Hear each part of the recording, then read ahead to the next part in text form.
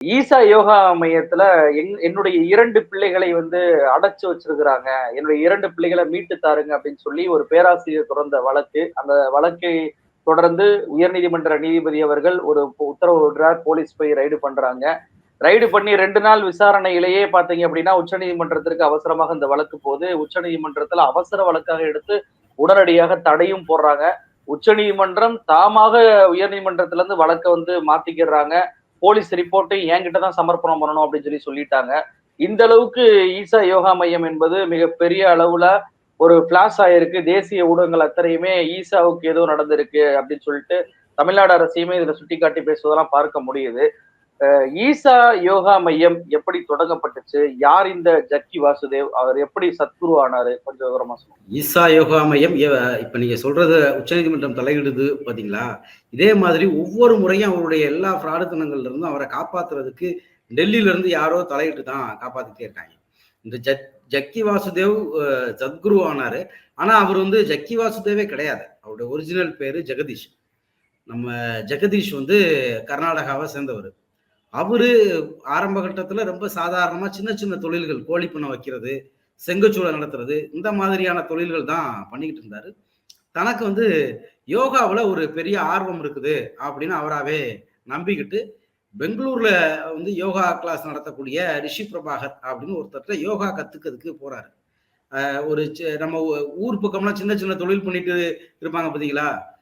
ஒரு கோழி பண்ணை வச்சுட்டு ஊருல கந்து வெட்டி கொடுத்துட்டு ஏதாவது ஒரு கட்ட பஞ்சாயத்து பண்ணிட்டு அந்த மாதிரி சுத்திக்கிட்டு இருந்தவர் யோகா படிக்கிறதுக்காக போறாரு. அப்படி யோகா படிக்க போனவர் அப்படியே ரிஷி பிரபாகரோட சேர்ந்து அங்க ஒரு யோகா பயிற்சியாளராகவும் மாறுறாரு.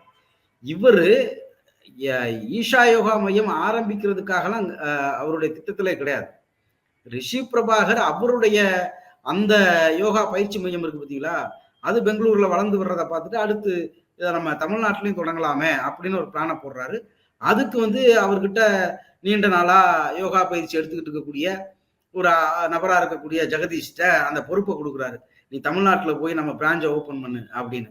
அப்படி தமிழ்நாட்டுக்கு ரிஷி பிரபாகருடைய பிரான்ச்சை ஓபன் பண்ணதுக்கு வந்தவர் என்ன யோசிக்கிறாரு அப்படின்னா, நம்ம எதுக்கு அவருக்கு ஒரு யோகா மையத்தை இங்க உருவாக்கி வளர்க்கணும், நம்மளே ஒண்ணு ஆரம்பிச்சுட்டா என்ன அப்படின்னு அவர் ஆரம்பிச்சதுதான் நம்ம ஈஷா யோகா மையம். அது அவர் முதல்ல வெள்ளையங்கிரி மலையடிவாரத்துல அந்த இக்கரை புழுவம்பட்டிங்கிற ஊர்ல ஒரு சின்ன இடம், கொஞ்சம் இடம் எடுத்து ஆரம்பிக்கிறார். இந்த இடைப்பட்ட காலகட்டத்துல அந்த சிறு குறு தொழிலதிபராக இருக்கக்கூடிய ஜெகதீஷுக்கு திருமணமும் நடந்துருது. அவரு கர்நாடகாவை சேர்ந்த விஜய் அப்படிங்கிறவங்கள கல்யாணமும் பண்றாரு. அவங்க 2 பேரும் சேர்ந்துதான் இங்க வர்றாங்க. வந்த புதுசுல அவங்க கிட்ட இருந்த பணத்தை வச்சு கொஞ்சம் கொஞ்சமா அங்க இருக்கக்கூடிய விவசாய நிலங்கள், பழங்குடிகளுடைய நிலங்கள் அதெல்லாம் கொஞ்சம் கொஞ்சமா வாங்க ஆரம்பிக்கிறாங்க. அப்படி வாங்க ஆரம்பிச்சு ஈஷா யோகா மையம், யோகா பயிற்சி இதெல்லாம் அவர் பண்ணிக்கிட்டு இருந்த அந்த காலகட்டத்துல அவர் என்ன பண்ணிக்கலாம் அப்படின்னா, இன்னைக்கு பேசுற மாதிரி அவரு RSS காரராவோ ஒரு சங்கியாவோ ஒரு இந்துத்துவவாதியாவோலாம் அன்னைக்கு தன்னை காமிச்சிக்கல. அன்னைக்கு தேதிகள்ல அவரை பொறுத்த வரைக்கும் எல்லா கடவுளும் ஒண்ணு, கடவுளுக்கு மதமே கிடையாது, ஆன்மீகம் அப்படிங்கிறது மதத்தை தாண்டியது அப்படிங்கிற மாதிரியான பேச்சு தான் பேசிக்கிட்டு இருந்தார். யோகா பயிற்சி கொடுத்துக்கிட்டு இருந்தவர் யோகா வேற, ஆன்மீகம் வேற. ஆனா இங்க ஆன்மீகவாதிகள் எல்லாம் யோகாவும் பேசுவாங்க, யோகா பண்றவங்க எல்லாரும் தங்களை ஆன்மீகவாதியாவும் மாத்திக்குவாங்க. அது வந்து நம்ம ஊருக்குள்ள நடக்கிற ஒரு பிசினஸ் ட்ரெண்டு. அதாவது கோழிக்கடை வச்சிருக்கவங்க சாயங்காலம் சிக்கன் பக்கோடா போடுற மாதிரி யோகா பண்றவங்க அப்படியே ஆன்மீகம் பேச ஆரம்பிக்குது. அப்படி பேச ஆரம்பிக்கிறப்ப கடவுள் மதத்தை தாண்டியவர், நீயே கடவுள் அப்படிங்கிற ஏற்கனவே இந்த பல தத்துவ மரபுகள்ல பேசப்பட்டது இருக்கு பார்த்தீங்களா, உனக்குள் கடவுள் இருக்கிறார், இந்த மாதிரிலாம் பேச ஆரம்பிக்கிறார். இப்படி பேச ஆரம்பிக்கிறவருக்கு ஒரு சின்ன வாய்ப்பு கிடைக்குது. அவரே வந்து சில லாபிகளை உருவாக்கி தனக்கான விளம்பர வாய்ப்புகளை அதிகப்படுத்துறாரு. அதுலதான் ஆனந்த விகடன்ல அத்தனைக்கும் ஆசைப்படு அப்படிங்கிற அந்த தொடர் எப்படி வந்து கதவை திறந்தால் காற்று வரட்டும் நித்யானந்தாவுக்கு ஒரு பெரிய மார்க்கெட்டை ஏற்படுத்தி கொடுத்துச்சோ, அதே மாதிரி இப்ப அந்த பத்திரிகையில ஒரு சாமியார் எழுதுனா இந்த பத்திரிகையில ஒரு சாமியார் எழுதணும்ல, இது இவங்க தொழில் போட்டி. அதுல இவருக்கு ஒரு வாய்ப்பை கொடுக்குறாங்க. அவர் அந்த அத்தனைக்கும் ஆசைப்படும்ல, அவர் ஆசை ஒட்டு மொத்தமா வெள்ளையங்கிரி மலையவே வளைச்சு போடுறது, அந்த ஆசையை எல்லாரும் படணும் அப்படிங்கிறதுனால அத்தனைக்கும் ஆசைப்படுங்கிற தொடர் எழுத ஆரம்பிக்கிறாரு. இந்த இடைப்பட்ட காலகட்டத்தில் அவருக்கு திடீர்னு இயற்கை, இந்த யோகா ஆன்மீகத்தோட அப்படி இயற்கை வேளாண்மை மரம் நடல் இதுவும் சேர்ந்துக்குது.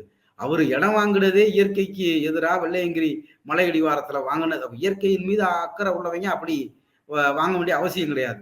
அங்க வாங்குறாரு. அந்த நேரத்துல வந்து இந்த இயற்கை விவசாயம் அதெல்லாம் வந்து நம்மாழ்வார் ஐயா பிரச்சாரம் பண்ணிக்கிட்டு இருந்தாரு. அப்ப அடுத்து அவரு கூட ஒரு டையப்பை போட்டு நானும் மரம் நடுறேன், மரத்துடைய விதைகள்லாம் கொடுக்குறேன் அப்படின்லாம் அவரை ஏமாத்தி அவரு கூட கொஞ்ச நாள் அவர் மூலமாக அவருக்கு ஒரு முகம் இருக்கு. அவர் வந்து பசுமை புரட்சியால ஏற்பட்ட பாதிப்புகள் குறித்து ஒரு நீண்ட பிரச்சாரம் பண்ணக்கூடியவரா இருக்காரு. இயற்கை வேளாண் விஞ்ஞானி அப்படிங்கிற இடத்துக்குள்ள அவரு இருக்கிறாரு. அந்த முகத்தை தனக்கு பயன்படுத்திக்கிட்டு அடுத்த இடத்துக்கு நகர்றாரு. இப்ப இந்த இடைப்பட்ட காலகட்டத்தில் தமிழ்நாட்டுக்குள்ள தொழில் வளர்ச்சி அதிகமாகுது. நிறைய புதிய தொழில் வருது. நிறைய புதிய இளைஞர்கள் கையில பணம் புழங்க ஆரம்பிக்குது. இந்த தொழில்நுட்பங்களின் வழியா அது கொடுத்த வேலை வாய்ப்பின் வழியா அவங்களுக்கெல்லாம் அடுத்து வந்து ஒரு ஆன்மீக பயிற்சி, உங்க தொழில் வேலையில இருக்கக்கூடிய ஸ்ட்ரெஸ்ல இருந்து நான் ரிலீஸ் பண்றதுக்கான பயிற்சி கொடுக்குறோம்னு ஒரிஜினலா அவர் ஒரு மார்க்கெட்டை அங்கதான் கண்டுபிடிக்கிறாரு. இந்த ஐடி எம்ப்ளாயிஸ், அதுவும் ஃபர்ஸ்ட் ஜெனரேஷன்ல வரக்கூடிய எம்ப்ளாயிஸோடைய பாக்கெட்டை குறி வச்சு அவர் அடுத்து அதுதான் அந்த அத்தனைக்கும் ஆசைப்படுதுல இருந்து அடுத்த இடத்துக்கு அது அப்படியே நகருது. அதுக்கு வாய்ப்பா ஒரு தனியார் தொலைக்காட்சி, அந்த தனியார் தொலைக்காட்சியில பிரபலங்கள் எல்லாம் இவரை பேட்டி எடுப்பாங்க. ஆனா நிகழ்ச்சி பார்க்கறதுக்கு இவர் அவங்களோட உரையாடுற மாதிரி தான் ப்ரோக்ராம் பண்ணுவாங்க. ஆனா எல்லாரும் இவர்கிட்ட பேட்டி எடுப்பாங்க. இவரு எல்லாருக்கும் ஆன்மீக கருத்துக்களை கொடுப்பாரு. அப்ப தமிழ்நாட்டுல வந்து பிரபலமா அதிகமா செயலாகக்கூடிய ஒரு பத்திரிக்கை, தமிழ்நாட்டுல அன்னைக்கு வந்து ஒரு இருக்கிற சேனல்களை விட அது ஒரு வித்தியாசமான சேனல், இதுல நிறைய புது விஷயங்கள் வரும் அப்படிங்கிற மாதிரியான முகம் இருக்கக்கூடிய ஒரு சேனல். அப்புறம் அது வழியாக ஒரு பெரிய மார்க்கெட் கிட்ட போய் சேர்றாரு. இந்த இடத்துலதான் ஜக்கி வாசுதேவ் வேகமா விரிவடைகிறது. இந்த இடங்கள்ல கிடைச்ச பணம்லாம் இருக்கு பாத்தீங்களா, இதை வச்சுதான் ஒரு வெள்ளையங்கிரி மலையடிவாரத்துல நிலங்களை வாங்கி குவிக்கிறாரு. அதுல கட்டடங்கள் கட்டுறாரு. இவர் வந்து கட்டடங்கள் கட்டி ஈஷா யோகா மையம் நடந்துகிட்டு இருக்கு. அப்படி நடந்துகிட்டு இருக்கக்கூடிய காலகட்டத்துல இவர் வந்து வனத்துறை இவங்கெல்லாம் ஒரு அனுமதி கேட்கிறாரு சில கட்டடங்கள் கட்டுறதுக்கு. அனுமதி கேட்கிற லெட்டரை பார்த்துட்டு அவங்க ஆய்வுக்கு வந்து 63,000 ஹெக்டருக்கு இவர் கட்டடங்கள் கட்டியே வச்சிருக்கிறார். இப்ப இந்த வெள்ளையங்கிரி மலையடிவாரம் அப்படிங்கிறது ஒரு பாதுகாக்கப்பட்ட வனப்பகுதிக்கு பக்கத்துல இருக்குது. மலைப்பகுதியோ இல்ல மலைப்பகுதிக்கு ரொம்ப பக்கத்துல இருக்கக்கூடிய பகுதியா இருந்தாலோ HACA அப்படிங்கிற இவங்க கிட்ட அனுமதி வாங்கணும். ஒரு 300 சதுர அடிக்கு மேல கட்டடங்கள் கட்டணும். ஒரு ரூமுக்கு மேல ஏதாவது கட்டணும் அப்படின்னா அவங்க தனியா அனுமதி வாங்கணும். நம்ம ஊர்ல வீடு கட்டுற மாதிரி இல்லாம இந்த மலைப்பகுதி பாதுகாப்பு மையத்துக்கிட்ட அனுமதி வாங்கணும். அப்படி எந்த அனுமதியும் வாங்காம கட்டடங்கள் கிட்டத்தட்ட ஒரு 63,000 ஹெக்டருக்கு கட்டி முடிச்சுட்டு அந்த கட்டடங்களை கட்டுறதுக்கான அனுமதியை வாங்கியிருக்காரு. அவங்க வந்து ஆய்வு பண்ணிட்டு ஏற்கனவே கட்டடத்தெல்லாம் கட்டி முடிச்சுட்டீங்க, இப்ப வந்து அனுமதி கேட்குறீங்களே அப்படின்னு ஒரு லெட்டரை போடுறாங்க. அடுத்து இவர் திரும்பியும் நான் கட்டடங்கள் கட்ட போறேன், அனுமதி கொடுங்க அப்படிங்கிறாரு. போய் பார்த்தா அந்த கட்டடங்களும் அவங்க கட்டிக்கிட்டு இருக்காங்க. அதாவது ஏற்கனவே அனுமதி இல்லாம கிட்டத்தட்ட ஒரு 10 ஆண்டுகள் 1990கள் இவருடைய வளர்ச்சி காலம் அப்படின்னு எடுத்து பார்த்தீங்கன்னா தமிழ்நாட்டுக்குள்ள 1990களுடைய தொடக்கத்துல தான் வர்றாரு. இந்த ஈஷா யோகா மையம் 92ல தமிழ்நாட்டுக்குள்ள தொடங்க ஆரம்பிக்கிறாரு. அந்த 92ல இருந்து அவருடைய வளர்ச்சி ஸ்டார்ட் ஆகுது. அப்பவே இருந்து கட்டடங்களை கட்டிட்டாரு. அடிப்படையான இந்த விதிகள் எல்லாம் மீறி தொடர்ந்து கட்டடங்கள் கட்டுறாரு. இப்ப அங்க ஒரு சமஸ்கிருத பள்ளி வேத பாடசாலை வச்சிருக்கிறாரு. அதுக்குன்னு தனியா பள்ளிக்கல்வித்துறையிட்ட அவர் ஒரு அனுமதி வாங்கணும். ஒரு பள்ளிக்கூடம் நடத்தணும்னா அதுக்குன்னு ஒரு அனுமதி வாங்கணும். அது எதுவும் வாங்கல. அங்க ஒரு ஆன்மீக பயிற்சி கொடுக்கறதுக்கான ஒரு ஹால் கட்டியிருக்காரு. அதுக்குன்னு ஒரு பயிற்சி, இப்ப வந்து ஒரு கல்யாண மண்டபம் இருக்குன்னு வைங்களேன், அது கட்டுறதா இருந்தா கூட அதுக்குன்னு சில பாதுகாப்பு விதிமுறைகள் இருக்கு. தீயணைப்பு துறைகிட்ட ஒரு அனுமதி வாங்கணும். இங்க வந்து இந்த மாதிரியான விபத்துகளுக்கான பாதுகாப்பு இதெல்லாம் நாங்க வச்சிருக்கிறோம், இங்க ஒரு விபத்து ஏற்பட்டா இந்த மாதிரி எல்லாம் தப்பிச்சு மக்களை வரக்கூடியவங்களை பாதுகாத்துற முடியும் அப்படிங்கிற விளக்கங்கள்லாம் கொடுத்து ஒவ்வொரு துறை சார்ந்தும் அனுமதிகள் வாங்கணும். அப்படி எந்த அனுமதியும் வாங்கல. கட்டடம் கட்டுறதுக்கு HACA அனுமதி வாங்கல. இந்த பள்ளிக்கூடத்துக்கான கட்டடம் கட்ட பள்ளிக்கல்வித்துறையில அனுமதி வாங்கல. இந்த மாதிரியான தீயணைப்பு துறை மாதிரியான பாதுகாப்பு நடவடிக்கைகளுக்கு பொது அரங்குகள் கட்டுறதுக்கான அனுமதி அதுவும் வாங்கல. எந்த அனுமதியுமே வாங்காம தொடர்ச்சியா இவர் கட்டடங்களை மட்டும் கட்டிக்கிட்டே இருக்காரு. இது வந்து தொடர்ச்சியா இவங்க கடிதம் போடுறாங்க. திருநாவுக்கரசன் ஒரு அதிகாரி வந்துட்டு போறாரு, அவர் வந்து திரும்ப அவர் இது எல்லாமே வந்து கடிதங்களாக ஒரு வன செயலர் வந்து மாவட்ட வன அதிகாரிக்கு எழுதுறாரு. அந்த மாவட்ட வன அதிகாரி மாநில அதிகாரிக்கு எழுதுறாரு. இங்க கடிதங்களாக ஆவணங்களாகவே இது எல்லாமே வந்து அந்த ஆவணங்களாகவே பதியப்பட்டிருக்கு. திருநாவுக்கரசுங்கிற அதிகாரி எழுதுனது, பார்த்திபன் அப்படிங்கிற அதிகாரி எழுதுனது தொடர்ச்சியா இவர் இப்படி விதிகளை மீறுறாரு அப்படின்னு சொல்லிட்டு அவங்க அடுத்த கட்டத்துக்கு போறாங்க. இந்த டவுன் அண்ட் கண்ட்ரி பிளானிங்னு ஒண்ணு இருக்கு. இந்த நகரங்களை திட்டமிட்டக்கூடிய அமைப்பு அது ஒவ்வொரு மாவட்டத்திலும் இருக்கும். அப்படி Coimbatore town and country planning கிட்ட இவங்க வாங்க வேண்டிய அனுமதிகளும் வாங்கல. அவங்க கடிதம் அனுப்புறாங்க, இல்ல நீங்க கட்டடத்தை வந்து கட்டுறத, அதாவது அனுமதி இல்லாம கட்டடங்களை வாங்கி கட்டிட்டு அதுக்கு அனுமதி கேட்கறாங்க. மேலும் கட்டடங்கள் கட்டிக்கிட்டு இருக்காங்க, நீங்க கட்டடங்கள் கட்டுறத முதல்ல நிறுத்துங்க அப்படின்னு அவங்க கடிதம் போடுறாங்க. அதெல்லாம் இவர் வந்து காதுலே கேட்கல. அடுத்து நம்ம செய்யறதை செய்வோம் அப்படின்னு கட்டிக்கிட்டே இருக்காங்க. ஒரு கட்டத்துக்கு மேல போய் நீங்க இந்த கட்டடங்கள் கட்டுறதை நிறுத்தலை அப்படின்னா நாங்க வந்து இந்த கட்டடங்களுக்கான எலக்ட்ரிசிட்டி மற்றும் குடிநீர் இதெல்லாத்தையும் நாங்க நிறுத்துவோம் அப்படிங்கிறாங்க. அதை பத்தியும் அவங்க எந்த கவலையும் படாம திரும்பியும் கட்டிக்கிட்டு இருக்காங்க. ஒரு கட்டத்துக்கு மேல இது நீதிமன்ற வழக்கு இதெல்லாம் மாறுது. Town and country planning, Coimbatore மாவட்ட நிர்வாகம் இவங்க எல்லாம் கட்டடங்களை நாங்க இடிச்சு தள்ளிடுவோம் அப்படின்னே உத்தரவு போடுறாங்க. அதை பத்தியும் அவரு கவலைப்படாம அவர் பாட்டுக்கு அவர் வேலையை பார்த்துக்கிட்டே இருக்காரு. இதுக்கு இடையில அவர் இன்னொரு வேலை பார்க்கிறாரு, குறுக்கு வழி. அது என்ன அப்படின்னா, அந்த இக்கரப்புழுவம்பட்டி பஞ்சாயத்து ஆபீஸ் இருக்கு பார்த்தீங்களா, அங்க ஒரு அனுமதி வாங்கிக்கிறாரு. அப்படி ஒரு அனுமதியை வாங்கிட்டு நான் இது கட்டடங்களுக்கு எல்லாம் அனுமதி வாங்கி விட்டேன் அப்படிங்கிறார். இப்ப வந்து ஒரு நகராட்சியில ஒரு பேரூராட்சியில ஒரு வீடு கட்டதா இருந்தா அது வந்து நீங்க வந்து உள்ளாட்சி அமைப்புகள்கிட்ட அனுமதி வாங்க முடியும். நீங்க வனப்பகுதிக்கு பக்கத்துல கட்டுறீங்க, அதுக்குன்னு தனியா ஒரு துறை இருக்கு, அதுக்குன்னு தனியா விதிமுறைகள் இருக்கு, அதுக்குன்னு ஒரு சட்டம் இருக்கு. இதுதான் பள்ளிக்கும் பொது அரங்குக்கும் எல்லாத்துக்கும். இதை எல்லாத்தையும் மீறிட்டு ஒரு பஞ்சாயத்து, இவர் வந்து ஒரு பெரிய அளவுல பணக்காரரா இருக்காரு, மிகப்பெரிய அளவுல பிரபலமா தொலைக்காட்சிகள் மற்றும் ஊடகங்கள் வழியா இருக்கிறாரு, பெரிய பெரிய நடிகர்கள் இவங்களோட எல்லாம் தொடர்புல இருக்கிறாரு, அரசு அமைப்போட நெருக்கமா இருக்காரு. இவருடைய மிரட்டலை மீறி ஒரு பஞ்சாயத்து தலைவரால நடவடிக்கைகள்ல ஈடுபட முடியாது. அதனால அங்க இவங்க கேட்கிற கையெழுத்து கொடுக்கப்படுது. அதை வச்சுக்கிட்டு இவங்க டிராமாக்கள் பண்றாங்க. ஆனா அதையும் தாண்டி இவங்க திருப்பி மீண்டும் மீண்டும் அந்த கட்டடங்கள் கட்டுறதை நிறுத்தவே இல்லை. இவருடைய மிக முக்கியமான வியாபார தந்திரமா இருக்கிறது அங்க இருக்கக்கூடிய ஒரு சிவலிங்கம். அதுவும் இந்த மாதிரி அனுமதியே இல்லாம பாண்டிச்சேரியில் இருக்கிற ஆரோவில் இருக்கக்கூடிய தொழில் அந்த கட்டட நிபுணர்களை கொண்டு வந்து கட்டப்பட்டு அங்க வந்து ஒரு பாதரசத்துல மெர்க்குரியரான ஒரு லிங்கத்தை வைக்கிறார். இங்க இருந்து போகக்கூடிய பெரும்பான்மையான பக்தர்கள் அந்த மெர்க்குரி லிங்கத்தை மையமா வச்சுதான் அங்க ஈர்க்கப்படுறாங்க. அப்படி போய் சுத்தி பாக்குறாங்க. ஆக அதுவும் விதிமுறை மீறல். இப்படி தொடர்ச்சியா விதிமுறைகளை மீறி கட்டிக்கிட்டே இருக்கிறவரு அடுத்து இவருடைய பிரம்மாண்டமான ப்ராடக்ட் இருக்குல்ல, அந்த ஆதியோகி சிலை, அவருடைய சிலை அது ஆதியோகி சிலையா மாத்திட்டாரு. தமிழ்நாட்டுல இருக்கக்கூடிய எந்த சிவன் கோயில், பெரும்பான்மையான கோயில்கள்ல இப்படி முதல்ல சிவனுக்கு சிலையே இருக்காது. சில இடங்கள்ல மட்டும்தான் நடனம் ஆடுற மாதிரியான சிலைகள் இருக்கும். 1000 ஆண்டு காலம் அசையாம இருக்கிற தஞ்சை பெரிய கோயில்ல கூட அந்த பெருவுடையார் லிங்கமா தான் இருப்பாரு. ஆனா ஆதியோகியில மட்டும் ஜக்கி வாசுதேவ் சிலைய அப்படியே, ஈசாவில மட்டும் ஆதியோகி சிலையா ஜக்கி வாசுதேவ் சிலைய வச்சுட்டாங்க. அதுவும் அனுமதி இல்லாம தான் கட்டப்படுது. அப்படி அனுமதி இல்லாம கட்டக்கூடிய அந்த ஆதியோகி சிலைக்கு அனுமதி கிடைக்குது. எப்ப கிடைக்குது அப்படின்னா, அதை திறந்து வைக்கிறதுக்கு பிரதமர் வர்றாரு அப்படிங்கிற அறிவிப்பு வரும்போது, ஒரு தனிநபர் அவர் இவ்வளவு விதிமுறைகளை மீறி கட்டடங்கள் கட்டியிருக்காரு. உள்ளாட்சி அமைப்புகள், டவுன் வனத்துறை, பள்ளி கல்வித்துறை, பாதுகாப்பு, இந்த தீயணைப்புத்துறை மாதிரியான பாதுகாப்புத்துறை, மாவட்ட நிர்வாகம், இது எல்லாத்தையும் எதிர்த்து அவருக்கு எதிராக வழக்கு நடந்துகிட்டு இருக்கு. அப்படி வழக்கு நடந்துகிட்டு இருக்கக்கூடிய அவருக்கு பத்மஸ்ரீலாம் கொடுக்குறாங்க. அவருடைய சிலையை திறந்து வைக்க பிரதமரே வர்றாரு அப்படிங்கிறப்ப அவருக்கு இந்த அனுமதி கொடுக்கப்படுது. ஆக இன்னைக்கு எப்படி டெல்லியில இருந்து ஒரு பவர் வந்து அவரை காப்பாத்துதோ, இவருடைய இத்தனை இடங்கள்ல இருந்தும் டெல்லி தான் அவரை காப்பாத்துது. இதுக்கு அப்புறம் வந்து அவரு தொடர்ச்சியான இந்த மாதிரியான நடவடிக்கைகள்ல ஈடுபடுறாரு. இவரை மொத்தமா காப்பாத்துறதுக்கு எடப்பாடி பழனிசாமி 2020 ஒரு சட்ட திருத்தமே கொண்டு வர்றாரு. இதுக்கு முன்னாடி கட்டுறதுக்கெல்லாம் இப்ப அனுமதி கொடுக்கலாம் அப்படின்னு. அது எப்படி கொடுக்க முடியும்?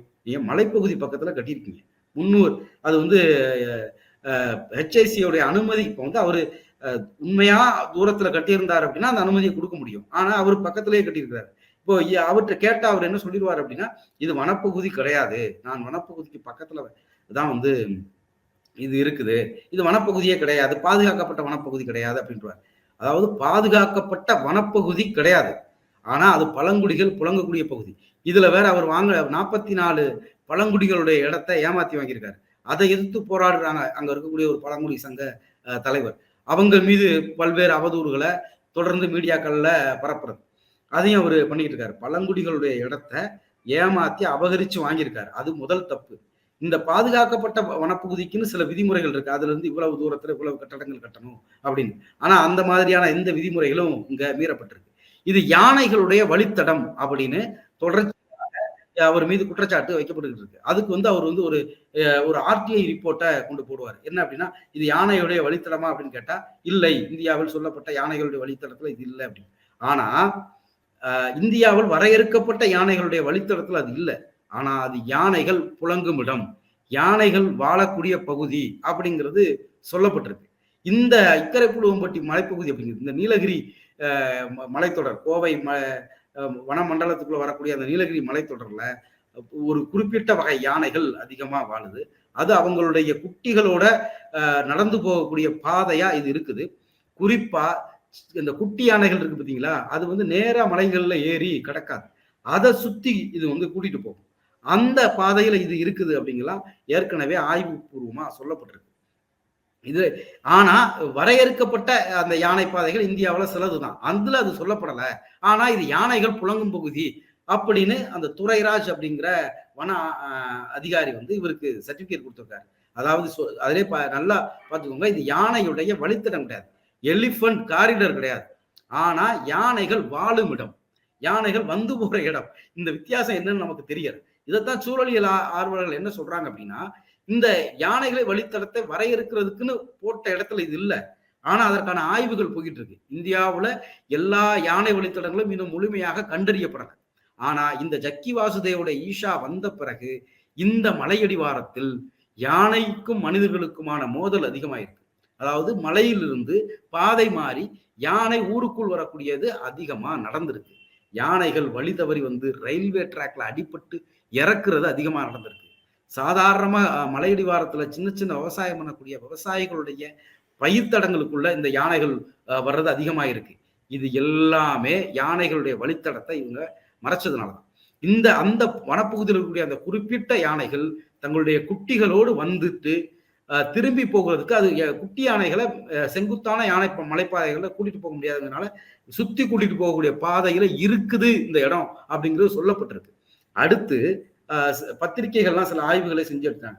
பாதுகாக்கப்பட்ட வனப்பகுதியை ஒட்டி இவருடைய வேலி இருக்குது, இவருடைய பேனர்ஸ் இருக்குது. ஒரு பாதுகாக்கப்பட்ட வனப்பகுதியிலிருந்து கிட்டத்தட்ட 300 மீட்டருக்கு அந்த பக்கம் தான் நீங்க கட்டடங்கள் கட்டணும்னே சொல்லியிருக்காங்க. ஆனா பாதுகாக்கப்பட்ட வனப்பகுதிக்குள்ள இருக்கிற மரத்துல ஆணி அடிச்சு கம்பி வேலி போட்டிருக்காங்க. அப்ப அந்த வேலி இவர் எப்படி போட்டாரு அப்படிங்கிற கேள்வியும் இங்க வருது. இது இயற்கை சூழலியல் சம்பந்தம் மட்டுமே அவர் மீது இருக்கக்கூடிய முக்கியமான கேள்விகளா இருக்கு. இன்னொன்னு, ஒரு பாதுகாக்கப்பட்ட வனப்பகுதிக்கு பக்கத்துல இவர் தனி விமானம் இறங்குறதுக்கான பாதை அமைக்கிறார். இப்ப அந்த சிவராத்திரி அப்ப விடிய விடிய லைட்டு, ஒரு ஒரு ஒரு காடு அப்படிங்கிறது அங்க சின்ன சின்ன உயிர்கள் இருக்கும். அந்த உயிர் சூழலை விடிய விடிய லைட்டு போடுறாங்க. விடிய விடிய ஆட்டம் பாட்டம் கொண்டாட்டம். அந்த ஒளி அப்படிங்கிறது அங்க கூடி இருக்கிறவங்களுக்கு வேணா கொண்டாட்டமா தெரியலாம். நமக்கே கொஞ்சம் அதிகமா லைட் அடிச்சா கண்ணு கூசும். அங்க இருக்கக்கூடிய உயிர்கள் சின்ன சின்ன உயிர்கள், அவங்களுடைய மரபணுவிலேயே பார்க்காத வெளிச்சத்தை ஓர் இரவுல ஒரு பாதுகாக்கப்பட்ட வனப்பகுதிக்கு பக்கத்துல போடுறீங்க.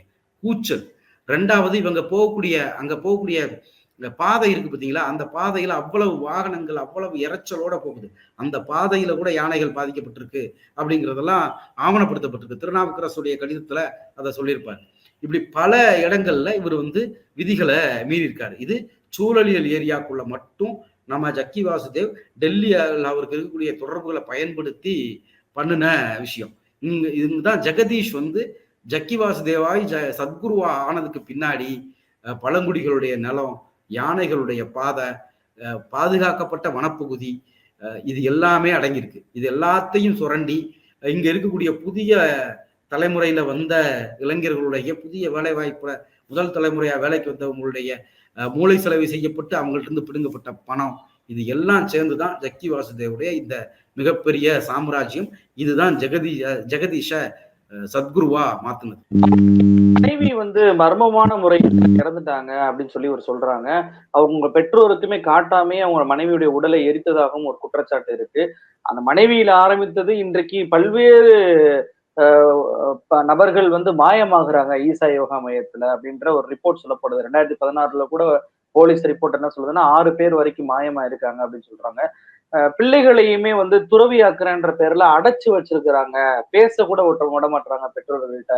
அப்படின்ற குற்றச்சாட்டும் வைக்கப்படுது. இது எப்படி பார்க்குறீங்க? மனைவியிலிருந்து தற்போது வரைக்கும் ஒரு மர்மமான முறையிலே இந்த ஈசா யோகா மையத்துல பல இறப்புகளும், பல அடக்குமுறைகளும், பல பேர் மாயமாகுறதையும் எப்படி பார்க்குறீங்க? இப்ப சில மாதங்களுக்கு முன்னாடி கூட கோயம்புத்தூரை சேர்ந்த ஒருத்தர் அவங்களுடைய மனைவி சுபஸ்ரீங்கிறவங்க ஈசா யோகா மையத்துக்கு யோகா பயிற்சிக்கு போனாங்க. அப்புறம் அவங்கள காணோம் அப்படின்னு காவல்துறையில புகார் குடுத்தாரு. 2 நாள் கழிச்சு அவங்க வந்து அவங்களுடைய உயிரில்லாத உடல் தான் கிடைச்சது. இதோடைய முதல் துவக்கம் அப்படிங்கிறது அவங்க மனைவி கிட்ட இருந்து தான் ஆரம்பிக்குது. அவங்க மனைவி விஜி இங்க இருக்கிறாங்க. அவங்க திடீர்னு இறந்துடுறாங்க. இறந்த தகவல அவங்க அப்பா, அதாவது இவரோட ஜெகதீஷுடைய மாமனார், ஜக்கியுடைய மாமனாருக்கு ஃபோன் பண்ணி சொல்றாங்க. அவங்க அங்கிருந்து வர்றதுக்குள்ள உடல எரிச்சுட்டாங்க.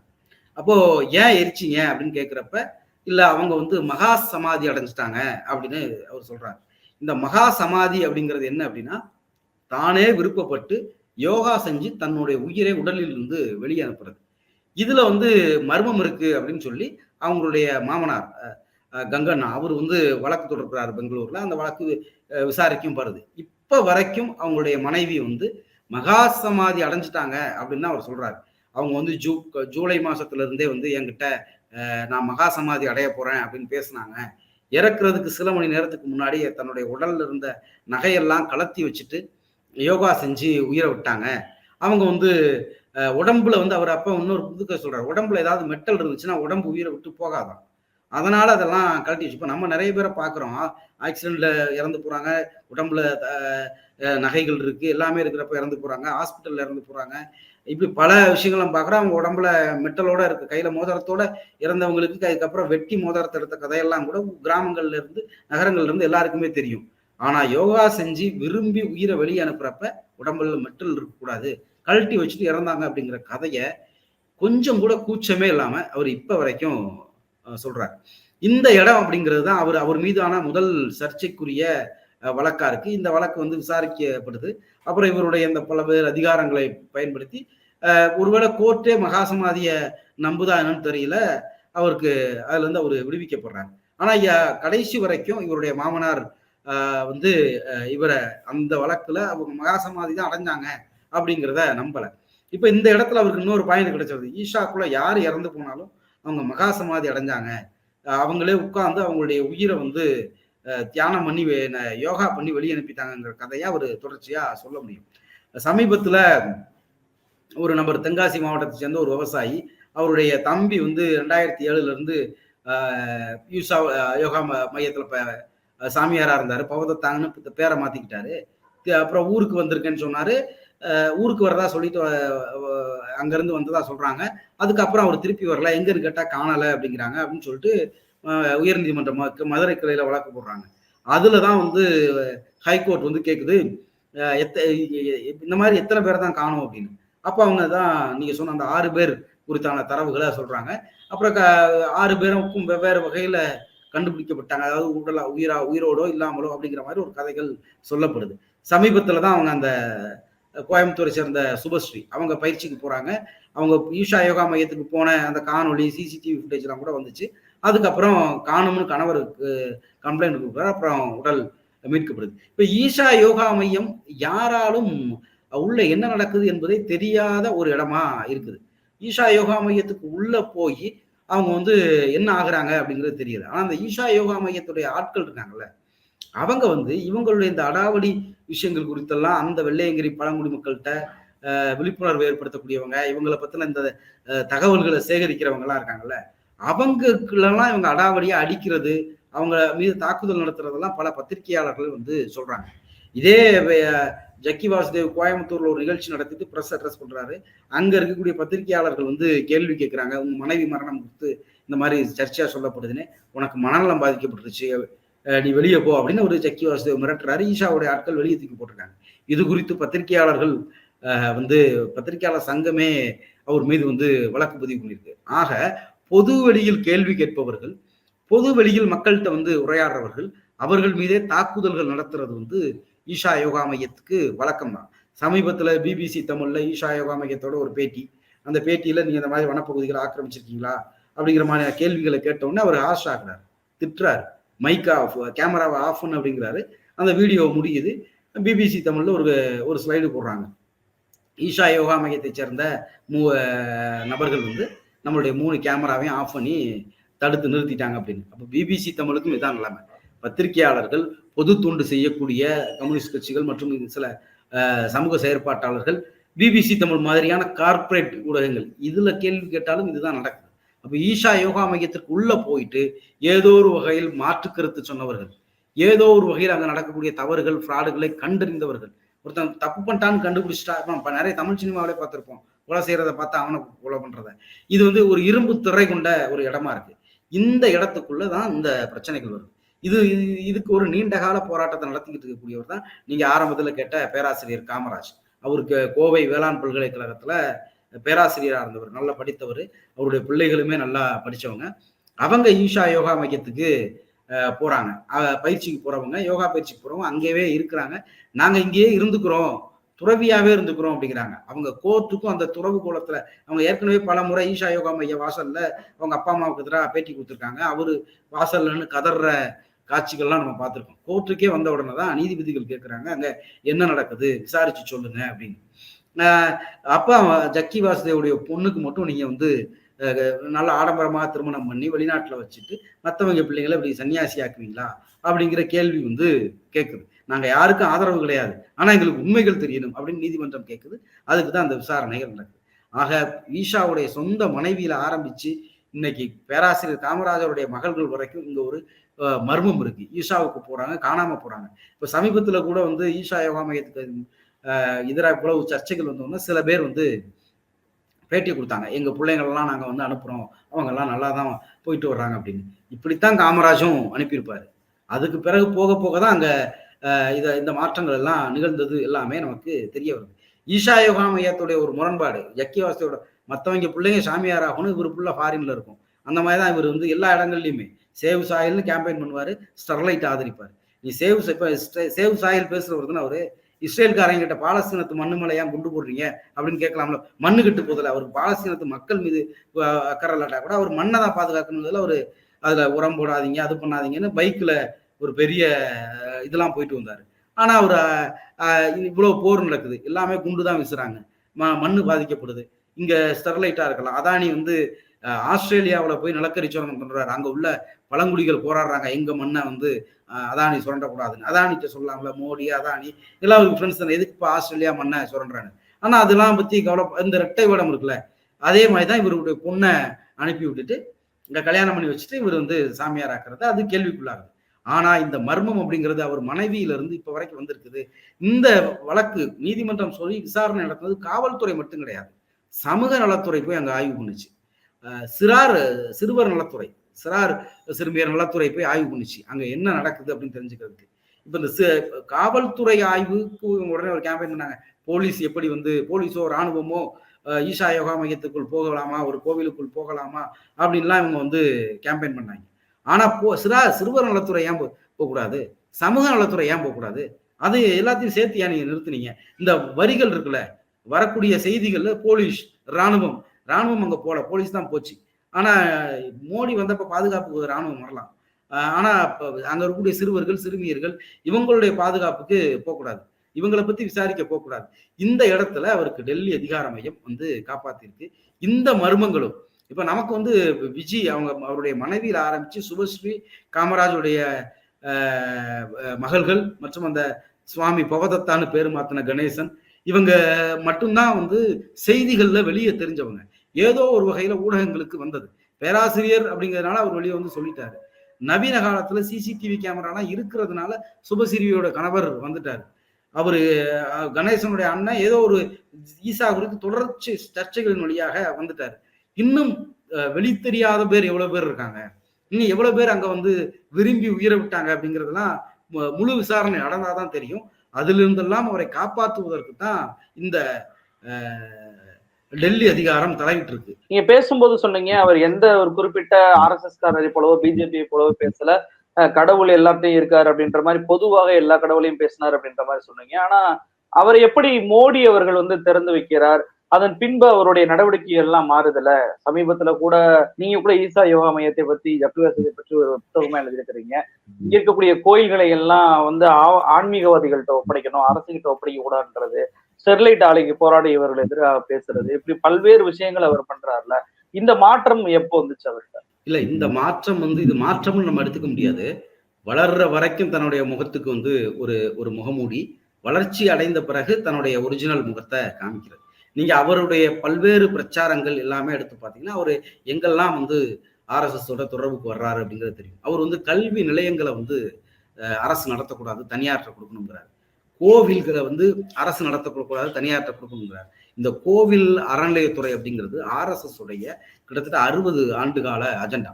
எப்ப வந்து திராவிட முன்னேற்ற கழகம் ஆட்சிக்கு வருதோ அப்ப இந்து முன்னணி ஒரு தனி அமைப்பையே உருவாக்குது, இந்து கோயில்களை பாதுகாப்பு பேரவை அப்படின்னு. அதோடைய பொன் விழாவையே 2009 கொண்டாடுறாங்க. அந்த அமைப்பெல்லாம் பேசிக்கிட்டு இருந்தப்ப இது யாருக்கும் தெரியாது. இப்ப இவருடைய பிரபலம், இந்த பிரபலத்தை பயன்படுத்தி இவர் நடிகர் நடிகைகளை வைத்து இவரும் சந்தானமும் உரையாடுவாங்க. கோயிலுக்கு எதிராக கோயிலை தனியாரிடம் கொடுத்து விடுங்கள், ஆன்மீகவாதிகளிடம் கொடுத்து விடுங்கள், இதே தான் அவர் பள்ளிக்கூடத்தையும் கொடுக்குன்னு சொல்றாரு. ஒவ்வொரு இடத்தையும் இப்ப கூட வந்து அவரு நம்ம ஆனா அனைத்து ஜாதியும் அர்ச்சகராகிறத பத்தி அவர் ஆதரிச்சு பேசுற மாதிரி பேசுவாரு. அதோட ஒரிஜினல் கருத்து வேறவா இருக்கும். அதே மாதிரி தான் இப்ப வந்து திருப்பதி விஷயத்துல கருத்து சொல்றதா இருக்கட்டும், பல விஷயங்கள்ல அவர் வந்து நேரடியாக ஆர்எஸ்எஸ் உடைய கருத்தை இவர் வந்து ஒரு ஒரு ஆன்மீக முலாம் பூசி அப்படி விரிச்சு வாழைப்பழத்துல ஊசி ஏத்துற மாதிரி எல்லாருக்கும் விளக்கி சொல்லுவாரு. இவருடைய பிரச்சாரங்கள் தமிழ்நாட்டுல ஒரு காவேரி சிக்கல் வருது அப்படின்னா நான் மரம் நடுறேன் அப்படின்ட்டு கிளம்புவாரு. காவேரி குக்குரல் அப்படின்ட்டு சொல்லி கிளம்புவாரு. இவர் மலையடிவாரத்துல மரத்தை வெட்டுவாரு. அங்க இவர் வந்து காவேரியுடைய நீர்பிடிப்பு பகுதியில முக்கியமான பகுதி கூட நீலகிரி மலைப்பகுதி, பல கிளை நதிகள் அங்கதான் உருவாகுது. அதெல்லாம் பண்ணிட்டு நான் மரம் நடுறேன் அப்படின்னு சொல்லிட்டு அங்க ஒரு காசை ஆட்டைய போடுவார். அதுல இவர் வசூல் பண்ண பணத்துல இவர் வந்து ஊழல் பண்ணியிருக்காரு அப்படிங்கிற குற்றச்சாட்டு இவர் மேல இருக்குது. இப்ப இவருடைய ஆர்எஸ்எஸ் முகத்துக்கு வந்துருவோம்.